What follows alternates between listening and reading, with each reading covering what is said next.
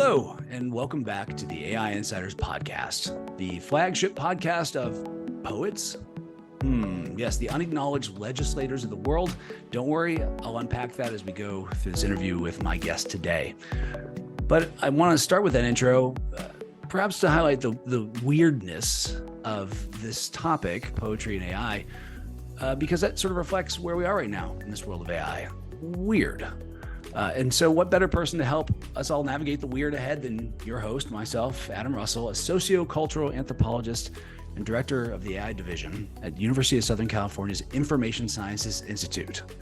I mean, as weird and aliens go, that's kind of my brand. Well, I'll tell you, you could be even better. And that is the humans behind AI at ISI.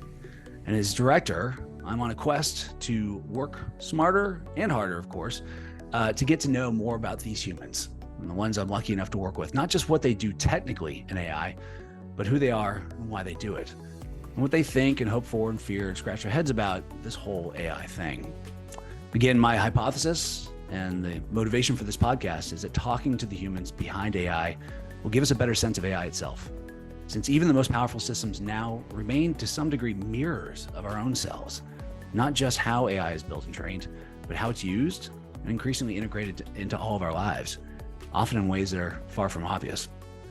So given that anthropology is first and foremost about turning the implicit into the explicit, that is surfacing what's not obvious so we can all better understand the forces that are shaping our lives, I'm particularly excited to be joined today by someone who not only knows ISI far better than I do, having been here much longer, but someone who has deep experience of surfacing the non-obvious through technology and poetry. My guest today is Wael AbdAlmageed.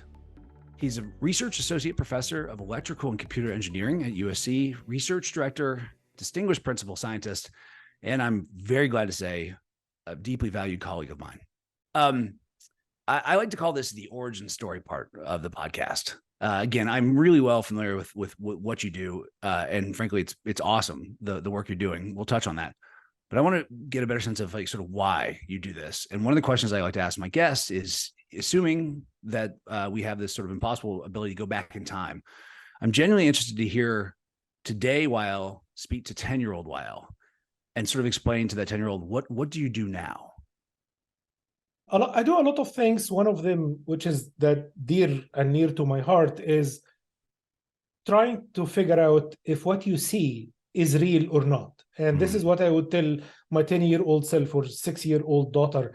I want to help you make sure that what you see is actually true, if that makes any sense, because I deeply care about the notion of reality. That makes sense. But explain to your 10-year-old self, like, why that's a problem. So why, if future Wael to the 10-year-old self doesn't exist or isn't doing this work, what's the bad outcome that you're trying to prevent? The bad outcome is that if we continue blurring the line between what's real and what's fake, everything suddenly becomes fake. It's not like we're going to believe anything. Once we start losing confidence in information, we lose confidence and we turn into a cynical society. I am not really worried about the notion that AI is going to take over and kill all humans and the Terminator 2 scenario, which could happen in 100 years. But I don't think with the current situation of AI and misinformation, we're even ready to live for the next 10, 15 years because we turn into a really cynical society. That's not a good place to be. Yeah, I've heard before that, societies don't get murdered, they commit suicide. It sounds to me like you're more concerned that we might tear ourselves apart, right? We end up committing suicide in SARS. Rather than the robots killing us, we sort of kill ourselves in the process because we just, Exactly, because we're very worried about what will happen in 50 years or 100 years when AI becomes so autonomous, and then the AI will improve itself to the point where it kills all humans, while we're actually ignoring the present. Yeah, no, I use the term apocalyptimism. I think you've heard me say this before, right? So I love it. Yes. I really do feel like there's something to it because it doesn't allow you to take a neutral position. You have to believe that it is impossible that we'll have this amazing future materialize, but it could also go really wrong. Let me ask you right now, back to your 10-year-old self, gets what you're doing, gets why it's important, but still has questions like future Wael self. How did we get there? Like what motivates us to head in that direction? I'll tell you how I got attracted to computing in the first place. In the mid-'80s, I used to listen to a lot of music, both Arabic and Western music. And my favorite music composer, hands down, was Born Blind. And he was such a genius that he was not just a music composer. He actually worked with Yamaha in the mid-'80s. The Yamaha keyboards back in the mid-'80s used to play only Western music. It had the half tone. It did not have the quarter tone. And you can think of the quarter tone as an extra key between the white and black on the piano, right? This is what, and he was born blind, yet he taught himself how to write code. And he worked with Yamaha in the mid-'80s to incorporate the quarter tone into Yamaha's keyboards. And I remember I finished high school, I sent him a letter to his radio show, and I told him, I like you so much, I'm not going to go into music. You inspired me to go into computers. And I still remember that to this very day, he actually read my letter on his show, and he wished me luck. That was 1989, something like that. So it all started from music.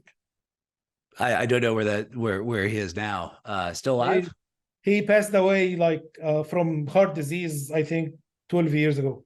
Did he have any idea of the success that you would become in computers? No, unfortunately not. But I don't think so. But after he passed away, I wrote a eulogy, and I think at least people know how much I appreciated him.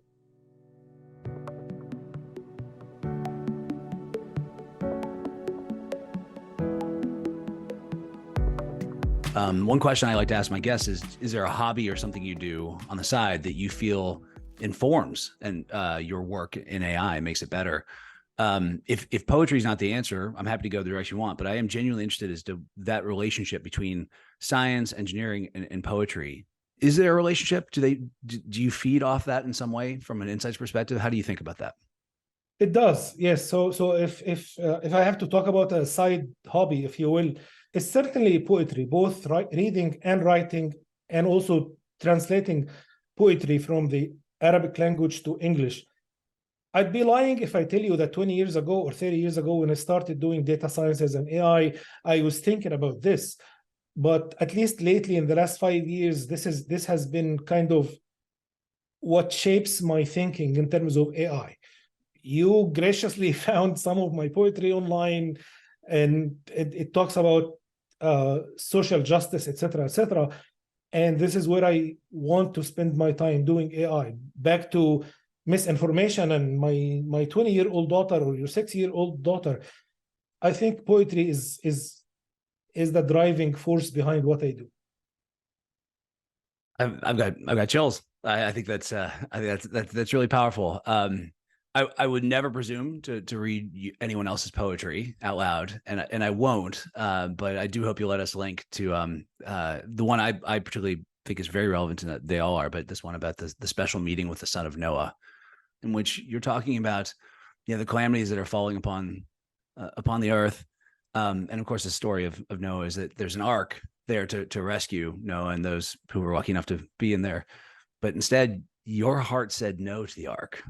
For you love the motherland. You're staying behind to do the hard work with the rest of us. Am I misinterpreting that? How do you think about that? You're not misinterpreting. This is exactly what it was meant to be. But let me flip the script a little bit and ask you, why did you like this particular poem? I have a whole bunch of them. Why did you like this particular one? I haven't spent enough time thinking about it, to be honest. And it's one of those things where when you read a poem that resonates with you, that it is like there's a gong inside that goes off, and you're not really sure what got it going. But there is something that resonates with me about this idea of I will say no to the ark, and I'll be here to do the hard work. I think you nailed it. Essentially, the whole idea behind the poem is some people will basically just decide to not go into the ark, not essentially flee the flood and do the hard work, and they don't know, myself included, whether we are in the right direction or not. I cannot tell you right now that what I'm doing will lead to massive benefit to society in 10 years, but at least I believe in it right now. I have no idea if this is the right decision or not, but I will ditch the ark happily. And that maybe is what resonated is, yeah, you're right. There's no suggestion that this is a better decision than anyone else's, but what else could you do? And I feel very similarly. So I'm hesitant as an anthropologist to ever describe someone as bicultural because we're actually all sort of multicultural, but it's obvious that you do have deep roots in different kinds of cultures. How has that informed your work here? This is actually a very insightful from your side. I am 51 this year, and I spent 25 years of my life in the Middle East and 25 years of my life here in the United States. So I can certainly say that outside of my thick accent, I am bicultural, if you will. And interacting with so many other cultures, whether it is my students from India or China or Europe, et cetera, is kind of shaping the way I look into AI, that if we cannot get it right in terms of bias and fairness and empathy, et cetera, then it's certainly wrong. You look at systems, for example, like ChatGPT, or et cetera, or even face recognition systems. Yeah. We know that these face recognition systems are biased against Black people, for example, because of the amount of training data, et cetera. So I think this multicultural perspective is, again, one of the major driving forces that shape what I want to do in AI. Yeah. We're keeping a chat GPT journal now at DALL-E. So every day, my daughter and I put in some keywords and come up with an image, right, from DALL-E, and that's sort of the capture of the day. And I've been struck at the number of times that she's able to say a little girl doing X, and invariably it's a little white girl who looks exactly like Addison. You just think like we didn't specify that, right? Exactly. Yeah. Really interesting and worrying to some degree. Yeah. If someone is listening to this, which is thinkable now increasingly, but if someone were listening to this and thinking, this is right, the problems I want to tackle are big, and I think I need AI some way, shape, or form to help me contribute to solving those problems. What recommendations would you offer that young person? One of the major issues we face with the younger generation of PhD students or junior scientists, etc., in AI is that the whole field is becoming extremely competitive. Mm-hmm. And I think there is a growing sense of imposter syndrome in the AI community, especially with PhD students. And I keep telling my students, you're good. If you receive a rejection for a paper, if your paper has been rejected to CVPR or NeurIPS or one of the top venues, the rejection is to your paper. It's not to you. You are not rejected. And I think this, I hope that this can be helpful to PhD students to understand that I'm not an imposter. I am good. And at some point, if I keep working hard, working smart, at some point I will make it.